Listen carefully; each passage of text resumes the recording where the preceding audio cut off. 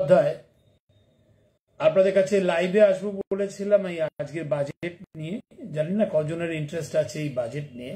সাধারণত মানুষ একটু চিন্তা ভাবনা করে যে তাদের সাধারণ মধ্যবিত্তের একটা বড় আগ্রহ থাকে যে ট্যাক্স ছাড় দিল কিনা, বা ট্যাক্স ছাড়ার পরে আমার কি অবস্থা হবে, জিনিসের দাম কমলো কিনা বাড়লো কিনা। তো আজকে ইন্টারনেটের যুগে এইসব খবর জানার জন্য রাতটা পর্যন্ত ওয়েট করতে হয় না, সঙ্গে সঙ্গে নোটিফিকেশন চলে আসে মোবাইলে। তাই সাধারণ মানুষের আগ্রহ কমে গেছে হয়তো, যে তারা জেনেই ফেলেছেন যে ট্যাক্সে সেরকম কিছু ছাড় পড়েনি, ছাড় আসেনি মধ্যবিত্তের জন্য। পুরনো ব্যবস্থা নতুন ব্যবস্থা যে ছাড়টা আছে সেটা খুবই যৎসামান্য, 3 লাখ টাকা পর্যন্ত কোনো আয়করের ছাড় নেই। তারপরে 3 থেকে 7 লাখ টাকা পর্যন্ত 5%, 7 থেকে দেওয়ার এরকম ভাবে আস্তে আস্তে 10 লাখ টাকা পর্যন্ত 10% কর দিতে হবে, এবং 10 থেকে 12 লাখ টাকা পর্যন্ত 15%, আর 12 থেকে 15 লাখ বা 20%, তার 15 লাখের বেশি যাদের রোজগার সারা বছরে, তার মানে মাসে 1.5 লাখ টাকা প্রায় রোজগার যাদের, তার বেশি হয়ে গেলে 30% করে একটা ছাড় দেবে। এটা এসে গেছে, হয়তো আপনারা জানেন সবাই। তাহলে যে আবার নতুন করে এই বাজেট নিয়ে কি আর ভাববো, কি আর শুনবো, এটাও তো একটা ব্যাপার থাকে যে কি সত্যি জানার আছে কিছু। হ্যাঁ, এইখানেই কি বলার যে কালকে সকালবেলা হলে তো আপনি খবরের কাগজে অনেক কিছুই জানতে পারবেন, আরো কিছু বিস্তৃত। আর তাহলে আবার লাইভে আসার কি দরকার, বা আমাদের নতুন করে আমার ব্যাখ্যা করার কি আছে?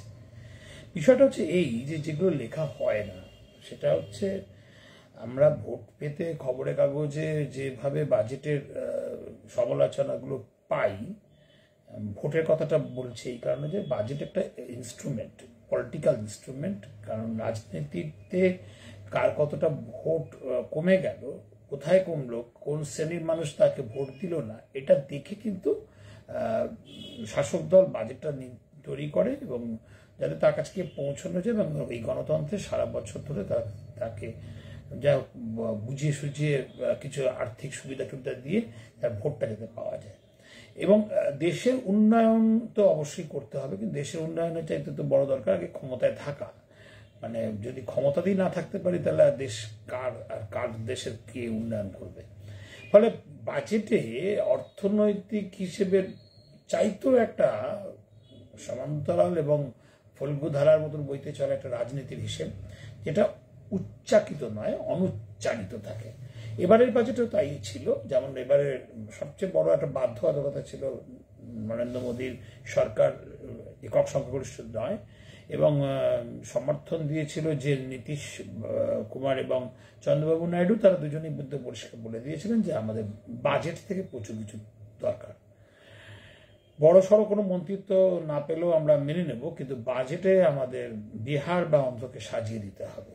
তাই এবার বাজেটের শুরুতেই সরকার একেবারে বাজেট ঘোষণার সময় লুক ইস্ট বলে একটা নীতি, অনেক কাল আগে, বহুকাল আগে থেকে এই নীতিটা মাঝে মধ্যেই করা হয়, বলা হয়, এবং তার যে কি ফল হয়েছে দেশে আমরা দেখেছি। আসামের দিকে তাকিয়ে, মেঘালয়ের দিকে তাকিয়ে, মণিপুরের দিকে তাকিয়ে এই লুক ইস্ট নীতির ফলে বহু জায়গায় জাতি দাঙ্গা পর্যন্ত হয়েছে, এবং যেটুকু সুযোগ সুবিধা সরকার বাজেটে দিয়েছে সেটা আর এক শ্রেণী দখল করেছে বা গিলে নিয়েছে বা খেয়ে নিয়েছে।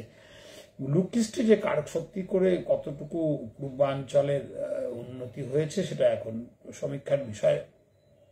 আমি সে বিতর্কের মধ্যে না গিয়ে এবার বলছি যে এবার আবার লুক ইস্টের কথা বলা হলো, এবং সবকটা রাজ্যের নামই উচ্চারণ করা হলো। উচ্চারণের পর বিশেষ করে বিহার এবং বিশেষ করে অন্ধ্রের জন্য সেই প্রচুর লক্ষ লক্ষ কোটি টাকা ঢেলে দেওয়া হলো তাদের উন্নয়নের জন্য।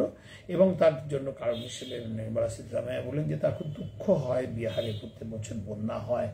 আর আন্ধ্রের তো পাওনাই ছিল, তার কারণ নতুন রাজ্য হওয়ার পর থেকে 10 বছর ধরে তার পাওয়া, মানে অন্ধ্র নতুন যে সরকার গঠন হয়েছিল, যে নতুন রাজ্য গঠন হয়েছিল, সেই আইন অনুযায়ী এটা তাদের পাওনা। তাই এই সরকার নতুন করে বিশেষ কিছু করছে তা নয়, মানবিক কারণে বিহারের জন্য অনেক কিছু করা প্রয়োজন ছিল।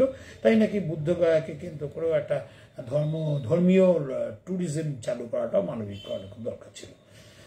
যাই হোক, মানবিক না রাজনৈতিক এই তর্কে না গিয়ে আমরা দেখতে পেলাম বাজেটে প্রচুর টাকা দুটি রাজ্য পেল, আর বাকি রাজ্য দুটি পেল। নাম উচ্চারণ না হলেও সব রাজ্যকেই দেওয়া হবে, এরকম একটা আপ্তবাক্য শুনিয়ে আমাদের মাননীয় নির্মলা সীতারামন অর্থমন্ত্রী জানিয়েছেন বাজেট হয়ে যাওয়ার পর সাংবাদিকদের সঙ্গে আলোচনা করে যে সব রাজ্যকেই সঙ্গে নিয়ে এবার আমরা জাতির উন্নয়নে, দেশের উন্নয়নে নতুন করে অর্থনীতিকে ঢেলে সাজাবো। তো বেশ কথা ঢেলে সাজানোর কথাটা খারাপ নয়, কারণ ভারতবর্ষ ক্রমশ তো এগোচ্ছে, সব রাজ্যে উন্নয়ন হচ্ছে, দেশের উন্নয়ন হচ্ছে, আমরা একটা ডেটা দেখতে পাচ্ছি। এটা ঠিক যে আমাদের একটা গ্রোথ আছে এই অর্থনীতিতে। ভারতবর্ষের যা অর্থনীতির গ্রোথ বা বৃদ্ধির হার, তা পৃথিবীতে এখন এই মুহূর্তে অন্য কোনো দেশের বিশেষ নেই। দু একটি প্রথম সারির দেশের মধ্যে আমরা একজন, তার মধ্যে কখনো আমরা প্রথম হয়ে যাই, কখনো আমরা দ্বিতীয় হয়ে যাই, কখনো আমরা তৃতীয় হয়ে যাই। যারা প্রথম দুটো তিনটে দেশের বৃদ্ধির হার ইমার্জিং মার্কেটের হিসেবে বলুন বা সমস্ত দেশের মধ্যে বলুন, ভারতবর্ষে অর্থনৈতিক বৃদ্ধির হার 7 থেকে 8% চলছে গত 10 বছর ধরেই। মাঝে 5% থেকে 6% হয়ে গেছিল মোদির আমলেই। 2015, 16, 17, 18-তে একটু ডাউন গেছিল।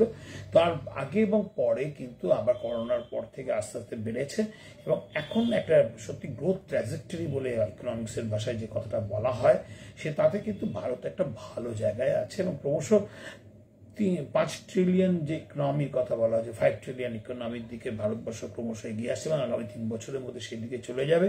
এখনই নাকি 5ম থেকে 3য় স্থানে চলে এসেছে। এরপরে হয়তো আগামী 2030 সালের পর বা দুই দিকে, তারপরে আরো 2047, 19 যে অমৃতকাল ঘোষণা করা হয়েছে মোদির দ্বারা, মোদী সরকার সেখানে প্রথম একদম ভারতবর্ষকে বিশ্বের দরবারে সর্বশ্রেষ্ঠ অর্থনৈতিক জায়গায় পৌঁছে দেওয়া। এর মতো অর্থনীতির স্বপ্ন থাকলে যেটা করা দরকার সেটা হচ্ছে লাখ লাখ কোটি টাকা খরচ করা দরকার, এবং সেই খরচের পরিমাণটা ক্রমশ প্রত্যেক বছর বাড়িয়ে নিয়ে যেতে হবে। তাহলে বাড়িয়ে নিয়ে যেতে গেলে কি করতে হবে? অবশ্যই আপনাকে ধার করতে হবে, কারণ আপনার না রোজগার করতে হবে। রোজগার না থাকলে ধার করতে হবে, আর ধারও বাড়বে, রোজগারও বাড়বে, আবার খরচাও বাড়বে, তিনটেই বাড়বে যদি আপনার খুব আপনাদের ভাবনা চিন্তার মধ্যে স্বপ্ন অনেক বড় হয়। আপনাদের আপনার সবার। এখন একটা দেখা যাক যে আমরা সত্যি এবারে যে বাজেটটা করলাম তার সঙ্গে এই গোটা ব্যাপারটা স্বপ্নের সঙ্গে যে অমৃতকাল সূচনা হয়েছে বলা হচ্ছে, এবং ভারতের অর্থনীতিকে বিশ্বের সর্বশ্রেষ্ঠ 3টে অর্থনীতির মধ্যে একটিতে নিয়ে আসার যে দৃঢ়তার সঙ্গে ঘোষণা করা হচ্ছে, তাতে আমাদের এবারের বাজেট কোন জায়গায় পা রাখছে। আমাদের এবারে টোটাল সারা ভারতবর্ষে সমস্ত রাজ্য মিলিয়ে, সারা দেশ মিলিয়ে, সমস্ত ক্ষেত্র মিলিয়ে ধরে নেওয়া হয়েছে প্রায় 50 লাখ কোটি টাকা খরচ করা হবে এক বছরে। কম নয়, 48,21,000 কোটি টাকা, একদম ঠিকঠাক। আমরা আয় ব্যবহার করি, তার থেকে বেশি খরচ করি, তাই আমাদের ঘাটতি থাকে, এবং এই ঘাটতিটাকে আমাদের একটা মোট অভ্যন্তরীণ যে উৎপাদন তার একটা 5%-এর নিচে রাখা মানে অর্থনীতির হিসেবে ভালো। তাতে দামটা কম বাড়বে, উন্নয়ন হবে, সুদের হারটা কমিয়ে রাখা যাবে, একটুখানি হলেও কমিয়ে আনা যাবে, এবং লগ্নিতে মুনাফা হবে, এবং মুনাফা হলে আরো বেশি লগ্নি হবে, লগ্নি হলে আরো কর্মসংস্থান হবে, এবং সবচেয়ে বড় কথা হচ্ছে মানুষের হাতেও কিছু সঞ্চয় আসবে, আর সঞ্চয় এলে মানুষের চাহিদা বাড়বে, ফলে লগ্নি করবার মতন পরিস্থিতি তৈরি হবে। ফলে জিডিপির মোট অভ্যন্তরীণ উৎপাদনের যে একটা বললাম 5% বেশি যেন না হয়, সেটাকে মাথায় রেখে বাজেটটা করতে পারলে ভালো। তো এই দিক থেকে প্রথমেই বলবো যে অর্থমন্ত্রী এই জায়গাটাকে তিনি ধরে রাখতে পেরেছেন বলে তিনি ঘোষণা করেছেন। তারা এবারের বাজেট 4.9%-এর বেশি হবে না। গতবার তিনি ইন্টারিম বাজেট যেটা ফেব্রুয়ারিতে দিয়েছিলেন তাতে 5.1% তিনি ঘোষণা করেছিলেন, এবং বলেছিলেন এর নিচে নামাতে পারলাম না, যে ইন্টারিম বাজেটের পর যদি আমরা নতুন করে সরকার গঠন করতে পারি, নতুন বাজেট করাবার সময় আমাদের প্রতিশ্রুতি থাকলো আমরা সেটাকে 5%-এর নিচে নিয়ে আসবো, এবং সেটা হয়েছে। এই হয়ে যাওয়াটাই সবচেয়ে বড় সাফল্য ওনার চোখে, আমাদের চোখে নয়, কারণ আমরা যা হয়েছে বলা হয়, তারপরে একটা রিভাইজড এস্টিমেট পরে সারা বছর পর বেড়ে দেখা যায় যা বলা হয়েছিল যে ঘাটতি তার থেকে অনেক বেড়ে গেছে। তাই এটাকেও আমরা বলতে পারি রাজনৈতিক একটা ভাষণের মতন, রাজনীতির দায়ে বা দেশ চালাবার প্রতিশ্রুতি দায়ে হয়তো এরকম একটা বাজেট করা হলো, যেখানে একটা সময় বামফ্রন্ট যেমন করতেন যে জিরো বাজেট করতে হবে, জিরো বাজেট করা হতো। ঠিক সেরকম আগের থেকে যদি ধরে নেওয়া হয় যে আমার 5% বাড়বো না, তাহলে সেইভাবে অঙ্কটা সাজানো যেতে পারে যে আমি এর থেকে বেশি খরচ করবো না, বা এর থেকে বেশি আমার যখন আয় নেই তাহলে আমি কী করবো। এবারের বাজেটে সেটা সবচেয়ে হয়নি, এইভাবে বলবো না। তার কারণ হচ্ছে এবারের বাজেটে একটা সাংঘাতিক একটা ব্যাপার ছিল সীতারামনের সামনে, সেটা হচ্ছে রিজার্ভ ব্যাংক 2,10,000 কোটি টাকার একটা অসাধারণ ঘটনা ঘটিয়েছিল, যে রেকর্ড একটা ডিভিডেন্ড ভারত সরকারের হাতে তুলে দিয়েছিল এই বছরের ডিভিডেন্ড হিসেবে। সেইটা বাদ দিয়ে কিন্তু উনি একটা নেট বড়োয়িং বা ডেফিসিট এই ক্যালকুলেশনগুলো করেছেন। এটা কিন্তু আমাদের বেশ ভালো একটা দিক, কারণ তাই টোটাল এক্সপেন্ডিচার হিসেবে যেটা রেখেছেন 48,21,000 কোটি টাকা, তাতে দেখাচ্ছেন যে 32,07,000 কোটি টাকার মতো আয় আসছে। এবার আয় কোথা থেকে সে আমি এইগুলার অর্থনীতির চুলচেরা কুচুকো ঝামেলার বিষয় হিসেবগুলো আমি ইচ্ছে করে রাখছি না, কারণ সাধারণ মানুষ এই সবগুলো নিয়ে বেশি ভাবতে বা শুনতে চায় না। সাধারণ মানুষ মানে আমার যারা শ্রোতা, তারা মনে হয় এত অর্থনীতির কৌশলের মধ্যে থাকবেন না, বা যদি থাকতে তারা পছন্দ করেন, তাহলে বলবো যে বঙ্গীয় অর্থনীতি পর্ষদের পক্ষ থেকে একটা বড় লেখা আমাকে লিখতে বলা হয়েছে, বা এই বাজেট নিয়ে, সেখানে অনেক বিস্তৃত এই ধরনের বাজেট ম্যাথমেটিক্স নিয়ে আমরা আলোচনা করবো, করে দেখাবো যে উন্নয়নটা কোন দিকে কিভাবে আসছে এবং হচ্ছে। আমি গোটা ব্যাপারটাকে একটু এইসব কুটকাচালি বাদ দিয়ে একটা গোটাভাবে আনি, যে আমরা 48 লাখ কোটি টাকা খরচা করছি। তাতে আমরা সাধারণ মানুষ কি পাচ্ছি, এই মোদ্দা কথাটাই আসি। সবচেয়ে বড় কথা এইখানে যে আমরা কি পাচ্ছি। আমাদের জন্য সেতু হচ্ছে, রাস্তা হচ্ছে, রেলপথ তৈরি হচ্ছে, বন্দে ভারত তৈরি হচ্ছে, কি রকেট আকাশে চলে যাচ্ছে, কি আমাদের অনেক গবেষণা হচ্ছে, কি সমুদ্রের তলা দিয়ে আমাদের একটা নতুন কিছু সুড়ঙ্গ তৈরি, এইসবগুলো বড় বড় পরিকাঠামো উন্নয়ন, এবং সেখানে কিছু বিনিয়োগ আসবে, সেখানে কিছু কর্মসংস্থান হবে, এগুলো বলা হয়। তাহলে মানুষ তিনটে বিষয়কে জানতে চায়, তার লাভ কি হলো, তার জিনিসের দাম কমলো কিনা, তার কর ছাড় হলো কিনা, তার ছেলে মেয়ের চাকরি হবে কিনা, এই ধরনের বিষয়গুলো হচ্ছে মূল ব্যাপার। তো আমি দেখতে পাচ্ছি যে আমার সেই হিসেবে কতটুকু আমি কি করতে পারছি হিসেব দেখি। প্রথম কথা, এবারে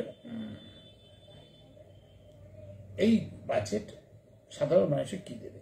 80 কোটি মানুষকে যেমন খেতে দিচ্ছিল সেটা দেবে। আবার ফ্রেন্ডসরা দেখছেন বলে মনে হচ্ছে না, কি না জানি না।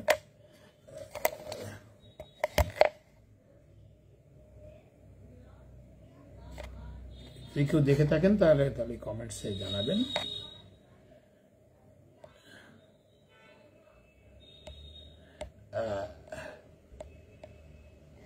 যাই হোক, ব্যাপারটা হচ্ছে এই যে আমরা কি পেলাম এই বাজেট থেকে।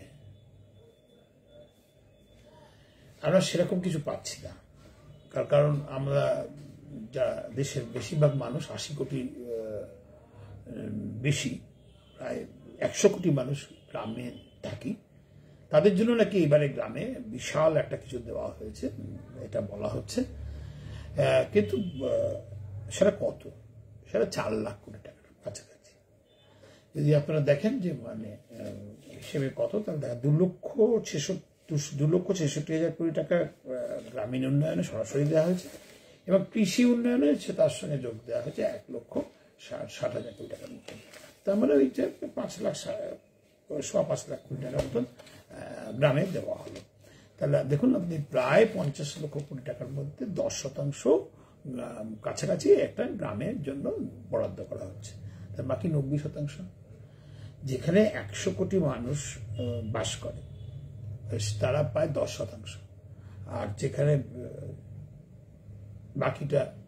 বাকি মানুষ বাস করে, মানে 40 কোটি মানুষ হয়তো বাস করে, কি 50 কোটি মানুষ বাস করে ধরলাম, তারা পায় কত? 90%। এর ফলে দেশে অসাম্যটা তৈরি হয়। এইখানেই মজার ব্যাপার, যে ভারতবর্ষের সরকারই চায় যে আমরা সবাই সমান থাকবো না, এক হব না। যেমন এবারে সোনার দাম কমলো এবং রূপোর দাম কমলো, প্ল্যাটিনামের দাম কমলো, মোবাইলে ভালো ভালো আপার এন্ডের মোবাইল কিনলে একটু সস্তায় পাবেন বেশি, কিন্তু দাম কমলো না চাল, ডাল, গম, তেল, চিনি, এসবের কিছু দাম কমলো না। কমছে না বাসের টিকিট বা কমছে না ট্রেনের দাম, ট্রেনের টিকিট। লক্ষ লক্ষ কোটি টাকা ভারত সরকারের হাতে আছে, কিন্তু মানুষের তার জন্য ওষুধের দামও কমছে না। অথচ বলা হলো যে হেলথ সেক্টরের জন্য এবার আমরা একটা বড় সড়ো টাকা দিব। কত টাকা, কিসের টাকা, এই টিটবিটস গুলোর মধ্যে আমি যাচ্ছি না। আমি গোটা ব্যাপারটার ফিলসফিটা বলছি। এগুলো আমরা কালকে সকালে পেয়ে যাবেন, আপনি দেখবেন যে কত লক্ষ কোটি টাকা কিসে কোন খাতে দেওয়া হয়েছে। অথচ এখন আপনারা গুগলে খুঁজে পেয়ে যাবেন। এই সংখ্যাগুলো মানুষকে মাথা ভারী করে, আসল সত্য দেখতে চিনতে ভুল করায়। সংখ্যায় সঙ্গে ভাবে ও বাবা 2 লক্ষ কোটি টাকা দিয়েছে, তবে আবার কি, আরে বাবা 50 লক্ষ কোটি টাকার বাজেটের মধ্যে 2 লক্ষ কোটি টাকা মানে কত টাকা ভাবুন আপনি। এবার 4%, তা ওই 4% নিয়ে আপনি লাফাচ্ছেন। একটা ভারতবর্ষের বেকারি দূর করবার জন্য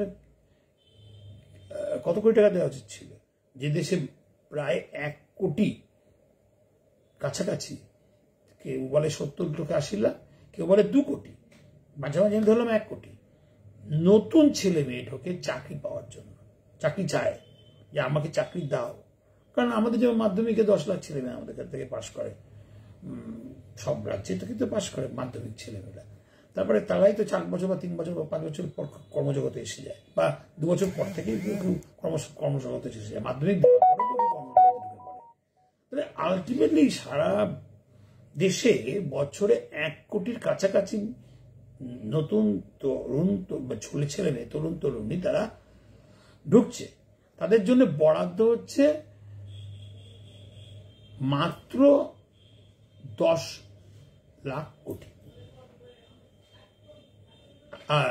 ইনসেন্টিভ, বিভিন্ন ট্রেনিং, বিভিন্ন রকম প্রশিক্ষণ, বিভিন্ন রকম লোন ইত্যাদি দেওয়া করে তাদেরকে দাঁড় করানো যায়।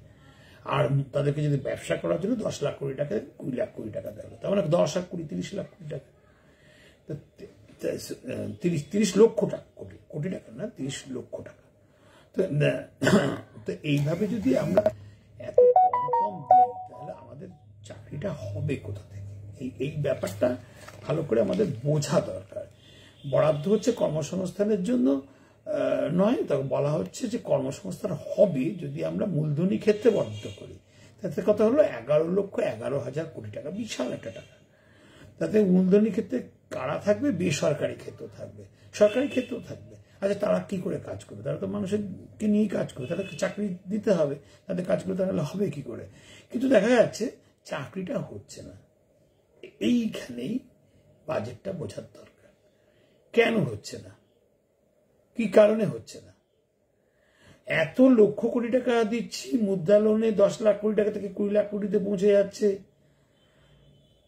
11,00,000 কোটি টাকা আমরা দিয়ে পরিকাঠামো করছি, ক্যাপেক্স ডেভেলপমেন্ট যাকে বলে, তারপরেও হচ্ছে না। কেন তারপরে হচ্ছে না? তার কারণ হচ্ছে যে সমস্ত কোম্পানিগুলো বেসরকারি, প্রথমত সরকার নিজের ক্ষেত্রে নিজের শূন্য পদে চাকরিতে নিয়োগ দিচ্ছে না। এবারে বাজেটেও তার কোনো ঘোষণা নেই। সরকার বেতনের জন্য যে টাকাটা বরাদ্দ করত সেটা বন্ধ করে দিচ্ছে, দিয়ে ওই টাকাটা পরিকাঠামো খাতে দিচ্ছে। বেসরকারি সংস্থা তার থেকে মুনাফা নিয়ে একটা যৎসামান্য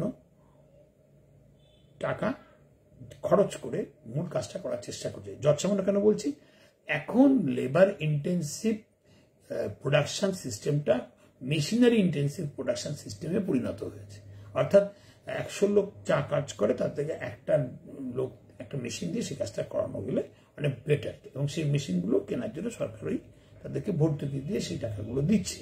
তাহলে আমরা কি সত্যি কর্মসংস্থান চাইছি? তাহলে তো বলতে পার একই দিকে সরকার বলছে যে কর্মসংস্থান করতে পারলে তোমাকে আমরা 3,000 টাকা করে পার মান্থ ভর্তুকি দেবো। আরে বাবা, একটা লোক যে 1 লাখ টাকা পর্যন্ত মাইনে দেবে, সেই 3,000 টাকা পার মান্থ নেবে, তো 2 বছরের জন্য কি করতে নেবে? 97,000 টাকা তার পকেট থেকে দিতে হচ্ছে। কিংবা 50,000 টাকা যদি মাইনে দেয় তাহলে 47,000 টাকা থেকে দিতে হচ্ছে। 3,000 টাকা কজনকে মাইনে দেবে, 10 জনকে দেবে, 30,000 টাকা তার কি হবে? তার বড় কোম্পানির ফুল বাগানে গাছের জল দিতে ওই টাকা খরচা হয়। তাহলে এটা কি কোনো আদৌ তাকে উৎসাহ দেওয়া বলে? সত্যিকারের পথ দেখানোর জন্য যেটা করা উচিত ছিল সেটা হচ্ছে রিজার্ভ ব্যাংক যে টাকাটা দিয়েছিল 2,10,000 কোটি টাকা, তার থেকে একটা বড় টাকা সরিয়ে নিয়ে 1 লাখ কোটি টাকা নিয়ে দেশের বিভিন্ন অঞ্চলে ছোট ছোট ছোট ছোট কর্ম প্রকল্প স্থাপন করে সেই কর্মস্থাপনের মধ্যে দিয়ে রাজ্য সরকারগুলোর সঙ্গে নিয়ে বা ছোট ছোট সমবায় গড়ে নিয়ে, সরকার সমবায়ের কথা বলেছে, করবে বলেছে, কিন্তু সেখানে বরাদ্দটা করেনি। সরকার সব জানে, কিন্তু পদ্ধতিগতভাবে সেখানে বরাদ্দটা কম হচ্ছে। এইখানেই সমস্যা, ফলে বেকারত্বের সমস্যা বাড়ছে। সরকারের কাছে কিন্তু এবারে বেকারত্বটা একটা বড় সমস্যা ছিল বলেই এবারে তারা একক সংখ্যাগরিষ্ঠতা পায়নি, যার জন্য তাদের নীতিশ কুমার বা অমুক তমুক এদের কাছে বরাদ্দ করতে হচ্ছে সবকিছু, মানে হাত ধরতে হচ্ছে। সরকার নিজেও যদি রাজনৈতিকভাবে শক্তিশালী হতে চায়, এই দল, এই বিজেপি সরকার, তাই কিন্তু মানুষের চাকরিটা দিতে হবে, কাজটা দিতে হবে। 55 লক্ষ থেকে 70 লক্ষ কর্মসংস্থান সৃষ্টি করতেই হবে। মোদী যখন সরকারে এসেছিলেন তখন বলেছিলেন 2 কোটি কর্মসংস্থান সৃষ্টি করবেন বছরে। 2 কোটি না পড়ে কোনো 0.5 কোটি করুক, 0.5 কোটি পরে 50 লক্ষ, সেটাও তো করবার মতন করে এবারের বাজেটেও তার কোনো ব্যবস্থা হলো না। তাহলে সরকার এইটা চালিয়ে কোথায় গিয়ে আমাদেরকে নিয়ে যাবে? এক। দ্বিতীয়, এবার আসুন গরিবের জন্য সরকার কি করলো। গরিব মানে আমাদের দেশে কিন্তু যাতা ব্যাপার না, 80 কোটি মানুষকে এখনো মানে চাল অন্নদায় যোজনায় দিতে হয়, নাহলে তাদের দুবেলা পেটে ভাত চুটবে না বলেই কিন্তু সরকার এটা দেন বলে মনে করেছেন। অর্থাৎ তাদের অন্ন সংস্থানের অভাব আছে, অন্নদায় যোজনায় 80 কোটি লোককে দেওয়া হয়। তাহলে আমাদের দেশের 80 কোটি লোক এতই আর্থিক দিক থেকে দুর্বল যে তারা দুবেলা দুমুঠো ভাত খাওয়ার জন্য রোজগার করতে পারে না। এই না পারার জন্য সরকারই দায়ী। তাদেরকে সেই জায়গাটা তাদের কাজে লাগাতে পারেনি, তাদের জায়গাটা তৈরি করতে পারেনি। তারা কৃষিতে বেশি বেশি বা রাস্তায় ঝালমুড়ি বিক্রি করে বা কোনো একটা সাধারণ কাজ করে বা অতি রিক্সা ট্রেনে বা কিছু একটা করে কোনো মতে ছোট ছোট লেবার দিয়ে কোনোভাবে তার জীবনযাপন কোনোভাবে করছে। এটা এই সমস্ত শক্তিকে, এই ডেমোগ্রাফিক ডিভিডেন্ড যাকে বলে এই অর্থনীতির ভাষায়, তাকে যদি সত্যিকারের সরকার প্ল্যান করে কাজে লাগাতে পারতো, তার জন্যই তো এই বাজেট। সরকার সেটা করতে বারবার ব্যর্থ হয়, আর ব্যর্থ হয় বলেই কিন্তু দেখা যাচ্ছে যে এই গরিবানা দূর হচ্ছে। অথচ বাজেট পেশ হওয়ার আগেই কিন্তু এবং পরেও নরেন্দ্র মোদী নিজে এই বাজেট নিয়ে বলতে গিয়ে বলেছেন যে এইভাবেই 25 কোটি গরিবকে তারা দারিদ্র্যমুক্ত, দারিদ্র্য সীমার থেকে বের করে নিয়ে আসতে পেরেছেন। হাস্যকর বলবো না, কারণ প্রধানমন্ত্রী তিনি, এটা কিন্তু অবিশ্বাস্য। এই কারণে প্রধানমন্ত্রী নিজে যখন বলছেন 25 কোটি সংখ্যাটা, তখন তাকে বোঝাতে হবে যে তিনি কোন ভিত্তিতে বলছেন। তার নিজেরই সরকার কিন্তু এখনো পর্যন্ত দারিদ্র সীমা বলে কোনো কিছু চিহ্নিত করে কত সংখ্যক মানুষ এদেশের দরিদ্র প্রকৃতপক্ষে সেটা বলতে পারেনি গত 10 বছরেও। তবে এই এই এই এই এই সংখ্যাটা 25 কোটি মানুষকে দারিদ্র সীমার থেকে সরিয়ে আনা গেছে, তাকে তার উপরে নিয়ে আসা গেছে, এটা তিনি পেলেন কোথা থেকে? এটা ভাবনা বিষয়। সংসদে কিন্তু এরকম ধরনের কোনো বিবৃতি, তার কোনো মন্তব্য থেকে দেওয়া হয়নি। তাহলে আমরা বলতে পারি যে এই গরিব মানুষ যে এখনো আছে, সবচেয়ে বড় প্রমাণ 80 কোটি মানুষকে তিনি অন্নদায় যোজনায় চাল দিচ্ছেন, মানে দিতে বাধ্য হচ্ছেন, বা দেওয়াটা উচিত ছিল বলেই মনে করেছেন এবং দিচ্ছে। ভালো করেছেন, খুব ভালো কাজ। তাহলে গরিব আছে এদেশের অর্ধেকের বেশি মানুষ এখনো গরিব, কারণ 140 কোটির মধ্যে 80 কোটি, অর্ধেকের বেশি 60% তারা এখনো দুবেলা দুমুঠো ভাত সরকারের কাছ থেকে না পেলে নিজেরা অন্ন সংস্থান করতে পারে না। যার জন্য এই অন্নদায় কর্মসূচি চলছে। তাহলে দুর্বল এবং নিম্ন মধ্যবিত্তদের জন্য কেবলই রয়েছে কেবল উপেক্ষা। কারণ উচ্চ মধ্যবিত্তদের জন্য মোবাইল ফোন থেকে শুরু করে হিরে প্ল্যাটিনাম পর্যন্ত দাম কমে, এবং আরো বিত্তবানদের জন্য লং টার্ম ক্যাপিটাল গেইনসকে দামকে উপর ছাড় হয়, এবং আরো যারা দেশে বিদেশে যারা লগ্নি করছেন বা বিদেশি কোম্পানিগুলো, তাদের জন্য কর ছাড় দেওয়া হয়েছে 5%। কিন্তু বাজেটের 5% কিন্তু নিম্ন মধ্যবিত্ত বা সাধারণ মানুষ, আম জনতা, তাদের ভালো থাকার জন্য কোনো স্কিম নেই, কোনো জায়গাতে কোনো ছাড় নেই, এমনকি কোনো আর্থিক দিক থেকে বা আয়করের দিক থেকেও কোনো বিশেষ ছাড় দিল না মধ্যবিত্ত। তাহলে আমরা কি বলবো যে এই বাজেট আমাদের জন্য? আমি খুব বেশি অর্থনীতির গভীরতা নিয়ে বাজেটের নাম্বারস নিয়ে আলোচনা করিনি, কারণ এটা আমাদের অর্থনীতি বিশ্লেষণের জায়গা নয়, সেটা আলাদা ক্ষেত্র। সেখানে বা এটা শেয়ার বাজারের বিশ্লেষণ নয় যে কোন কোম্পানির কোন সেক্টরে কত পার্সেন্টেজ দেওয়া হলো, তাদের কোন সেক্টর বাড়বে কোন সেক্টর কমবে তার বিশ্লেষণ করব। সাধারণ মানুষ আজকে বাজেট কি পেল এটুকু মনে হয়েছে, কারণ গত 10-15 বছর 12 বছর ধরে আমি বাজেট বিশ্লেষণ করতে করতে মনে হয়েছে একবার মানুষের কাছে এসে বলবো, আমার বন্ধু বান্ধবরা যদি মনে করেন পরের দিন তো খবরের কাগজে পড়বেন, আমার লেখাও বেরোবে আগামীকাল বর্তমানে, তা হয়তো তখন পড়বেন, সেটা অন্য লেখা, সেটা অন্যভাবে অল্প জায়গায়, আর এটা একটু বিস্তৃত করে বন্ধু তো বন্ধুর সঙ্গে একটু গল্প করা। ধন্যবাদ, ভালো থাকবেন। খুব কমই আমি আসি, এই একটাই বার এলাম, ভালো থাকবেন।